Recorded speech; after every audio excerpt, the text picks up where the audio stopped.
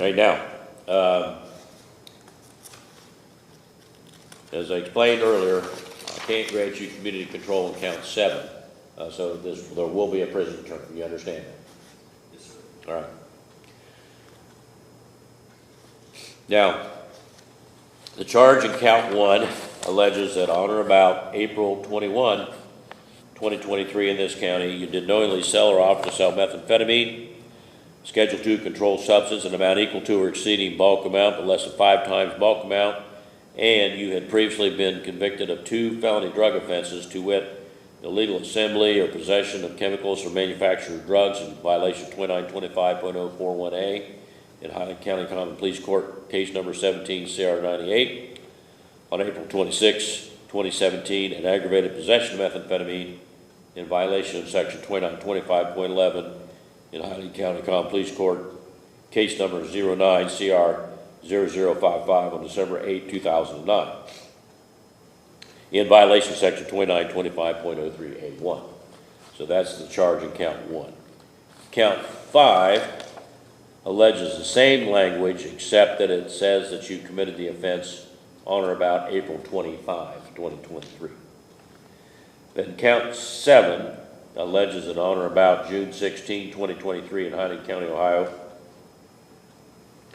you did knowingly sell or offer to sell methamphetamine, a Schedule 2 controlled substance, an amount equal to or exceeding bulk amount but less than 5 times bulk amount in the vicinity of the school zone, and that you had the 2 previous convictions that are alleged in counts 1 and 5, and that this offense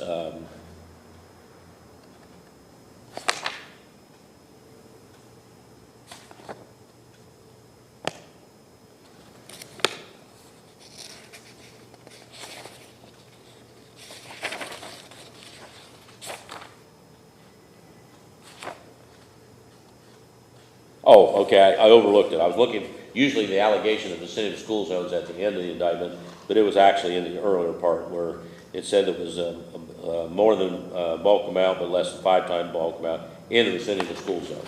So it's the same as the other 2 charges, except it's alleged it was in the vicinity of the school zone. And that's the second degree felony we talked about. Now, Mr. Yost, do you understand each of those 3 charges, what the state alleged you did, and when, where, and how they alleged you did? And you understand the possible penalties and the required mandatory penalty for count 7? Yes. And you understand the penalties for the other 2 charges as well? Yes, sir. Now, have you discussed the nature of the charges, the evidence in the case, the possible legal issues in the case, possible defenses you could try to raise at a trial, and the possible outcomes of a trial with your attorney? Yeah. Are you satisfied with his advice and confidence in this matter? Yes. Are you under the influence of any types of drugs or alcohol at this time? No. Has anyone threatened you to make you plead guilty here today? No. Now, on page 2 of the agreement, there are 3 lines that are printed in bold and underlined, and those read as follows. Defendant shall enter plea of guilty to counts 1, 5, and 7. State will dismiss remaining counts. State defense joint recommend 12 months on counts 1 and 5, consecutive to 3 years on count 7 for a total of 5 years, and defendant shall repay bond money of $550. Is that your understanding of the agreement? Yes. Okay. And in terms of that agreement, so you understand that 3 years on count 7 would be mandatory. The other 2 are not, which means you could be eligible to apply for judicial release after you serve that required time. Do you understand that? Yes. All right. Now, under the law, Mr. Yost, the recommendation on sentencing is not binding on the judge. And so if you plead guilty, I'm not required to follow that sentencing recommendation. I could impose the 3 years maximum on each of the first 2, the counts 1 and 5, and the 8 years mandatory on count 7, which would be potential 12 years if the DRC extended your sentence. So those could be all served consecutively. So as I indicated earlier, it could be a sentence of 14 to 18 years. You understand that? Yes, sir. Now, do you hold any license or certification from any state governmental agency that regulates any occupation in the state of Ohio? No. Do you have certain constitutional rights, which understand, before I can accept this plea? You have a right to counsel. Mr. Blosser was appointed to represent you. Now, his appointment isn't simply to try to see what kind of deal can be reached, but to represent you and defend you in any way that's permissible under the law, if you would like him to do that. So, you understand that if you didn't want to take this offer, he would continue to represent you and defend you, including a trial, if that's what you want. Yes, sir. Now, under the Constitution, in this case, and on these charges, Mr. Yost, you have a right to have a jury trial of 12 people who would be selected from a group of citizens that live in Highland County that are summoned for jury duty on your trial day. After they are selected, the evidence will be presented. They would then be instructed on the law by the judge, and that jury of 12 would decide by unanimous verdict, meaning they would all have to agree on whether the state proved your guilt. Now, if you didn't want to have a jury trial, but you didn't want to plead guilty, you could waive in writing, which means to give up the right to have a jury trial. And in that case, you would have what's called a court or bench trial, meaning that instead of a jury, it would be a judge who would hear the evidence, apply the law, and decide whether or not the state proves your guilt. Do you understand that? Yes, sir. Now, under the Constitution, Mr. Yost, you have a right to confront the witnesses against you and to cross-examine them through your attorney. What that means is the witnesses against you have to come into court and testify in front of you and your attorney and anyone else is present. After the prosecutor's done asking questions, your attorney asks questions. That's called cross-examination. The purpose of that is to try to bring out evidence that would help your side of the case. You understand that? Yes, sir. Now, under the Constitution, you have a right to use the power of this court to compel or force witnesses to come to court to testify for you, just like the state. So if you have witnesses you're uncertain are going to come in voluntarily, at your request, the court issues a court order called a subpoena, and that forces those people to come to court to be available to testify if you want them to, even though they don't want to be here, which is the same way the state's witnesses are required to come to court to testify against you. Do you understand that? Yes. Now, under the Constitution, Mr. Yost, you have a privilege against self-incrimination, which means you cannot be forced to give evidence or to testify in this case at any time, including trial. No one can make you testify. The prosecutor can't, the judge can't. It's your decision.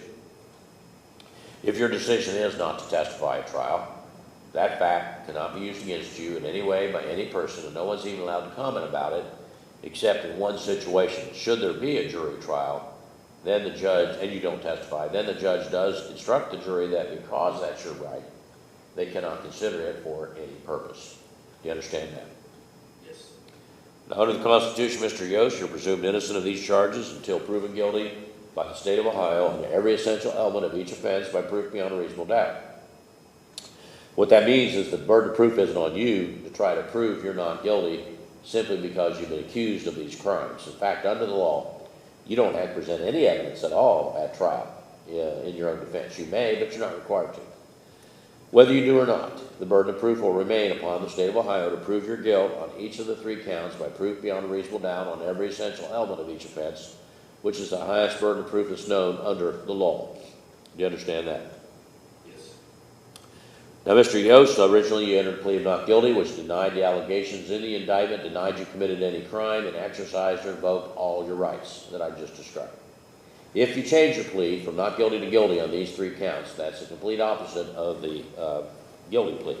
A not guilty plea denies the allegations in the indictment, denies you've committed a crime, and it exercises or invokes, waives or gives up all the rights that I've just described. So a plea of guilty says, I did it. What it says in there in those 3 counts is true, and then I'm guilty. And that plea waives or gives up the rights that I've described for you today, except one, your right to have an attorney. You always have a right to have an attorney no matter what your plea. But with that exception, your plea of guilty waives or gives up your right to a jury or court trial, waives or gives up your right to confront the witnesses against you in open court and to cross-examine them through your attorney.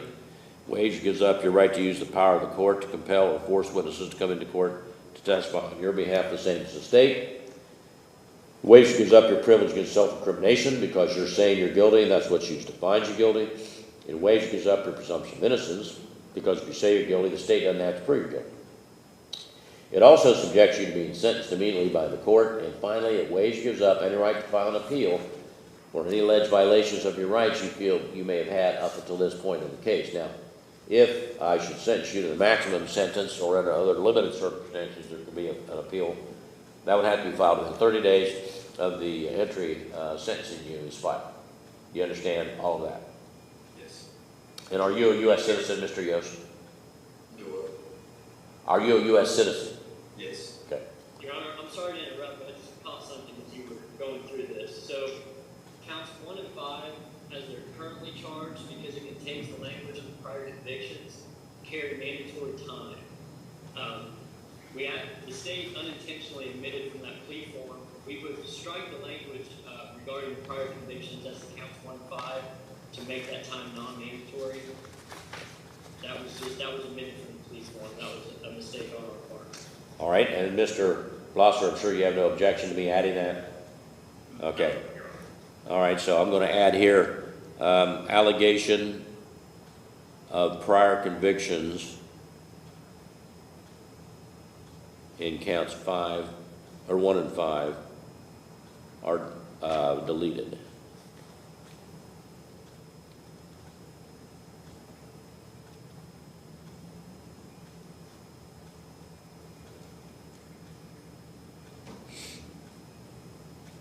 Okay, Mr. Yost, just explain that to you, and I'm glad Mr. King caught it because that's in your favor, because under the law, if I had sentenced you according to this, if you plead guilty, the DRC has people up there that review the entries to see if the judge made a mistake, which in this case it would have been my mistake. I have to take responsibility, but it would have been Mr. King's fault. But in any event, they would have called back or sent me a letter that says these are mandatory sentences, so your sentence isn't correct. Do you want to change it? Do you want to change it? Then I would have had to say, yeah, I got to bring you back. So by doing that, that makes this plea agreement comply with the law. So just so you understand that. You have any questions? No. Okay. All right. Now, you understand the charges against you as amended in count 1 and 5 and count 7? Yes. And you understand the possible penalties for those? Yes. And do you have any questions about the plea agreement? No. You understand? Yes. Any questions about your constitutional rights? You understand those? Do you have any questions about the plea of guilty, what it means, or what will happen if you enter that plea here to these 3 charges today? No, sir. You understand? Yes. Is there anything you need to speak with Mr. Blosser about before we go any further? No. Do you have any questions at all about anything that I've explained today or anything that's taken place? No. You understand? Yes, sir. Then it's your decision, Mr. Yost, to go forward and plead guilty to counts 1 and 5 as amended and count 7. Yes. All right, then, as to count 1 as amended, that reads that on or about April 21, 2023 in Highland County, Ohio, you did knowingly sell or offer to sell methamphetamine and a Schedule II controlled substance in amount equal to or exceeding bulk amount but less than 5 times bulk amount in violation of Section 2925.03A1, third-degree felony with a non-mandatory prison term of between 9 and 36 months in increments provided by law, a possible fine of $10,000, a mandatory fine of $5,000, and a possible license suspension of 6 months to 5 years. How do you plead? And then count 5, which reads the same as amended, except that the date of the occurrence was April 25, 2023. Otherwise, the same allegation, the same offense, same penalty. How do you plead? Then as to count 7, which would allege that the 2 prior felony convictions remain in there, Mr. King. Yes, Your Honor, that would not, to my understanding, that would have no effect. Right. Mandatory regardless. Okay, that's what I thought, because it was already mandatory time. All right, so then it reads that on or about June 16, 2023 in Highland County, Ohio, you did knowingly sell or offer to sell methamphetamine, Schedule II controlled substance, amount equal to or exceeding bulk amount less than 5 times bulk amount in the city of the school zone, and that you had previously been convicted of the 2 felony drug offenses we talked about earlier, in violation of Section 2925.03A1 of the Ohio Revised Code, which is also the charge of aggravated trafficking of methamphetamine in the vicinity of the school zone, a second-degree felony carrying a mandatory prison term of 2 to 8 years set by the judge, and a maximum of up to additional one half of that added by the DRC, a fine of $15,000, a mandatory fine of $7,500, and a possible license suspension of 6 months to 5 years. How do you plead? All right, the court finds that on this day in open court, defendant was advised of all of his constitutional rights, made a knowing, intelligent, voluntary waiver of the same pursuant to Criminal Rule 11. The plea is accepted and ordered filed. Defendant is found guilty of counts 1 and 5 as amended, and count 7. The remaining counts of the indictment are dismissed.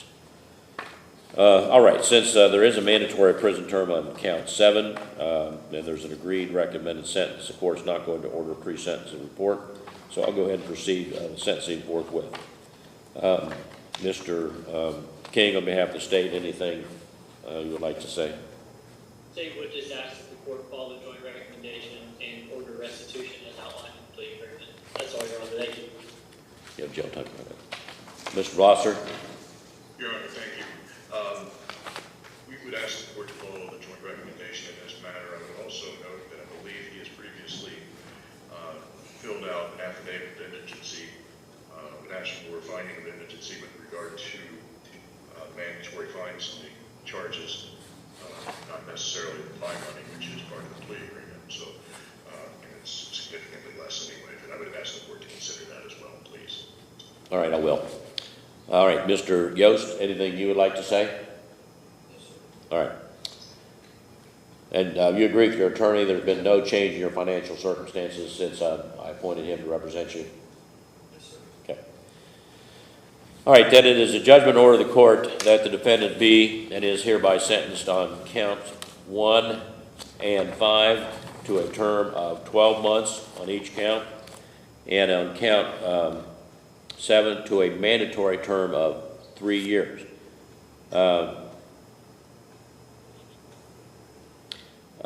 And that would be a total then of 5 years. Those sentences are, because those sentences are ordered to be served consecutively for the reason that the parties have recommended a consecutive sentence. The offenses were committed as part of a series of conduct that would, in one single sentence, would not adequately reflect the seriousness of the offense. And given the defendant's previous criminal history as detailed in the original allegations in count 1 and 5, although dismissed, they are also reflected in the file. The court finds that the history of criminal conduct is necessary to protect the public. The court will also find that the sentences are not disproportionate to the harm caused and are almost the minimum in counts 1 and 5 and almost the minimum in count 7. So those are minimal sentences on the possible maximum ranges. Now, upon completion of the sentence, Mr. Yost, it is mandatory that you be under post-release control supervision for a period of at least 18 months under up to 3 years as determined by the adult parole authority. And that means you'll be supervised under the terms they set.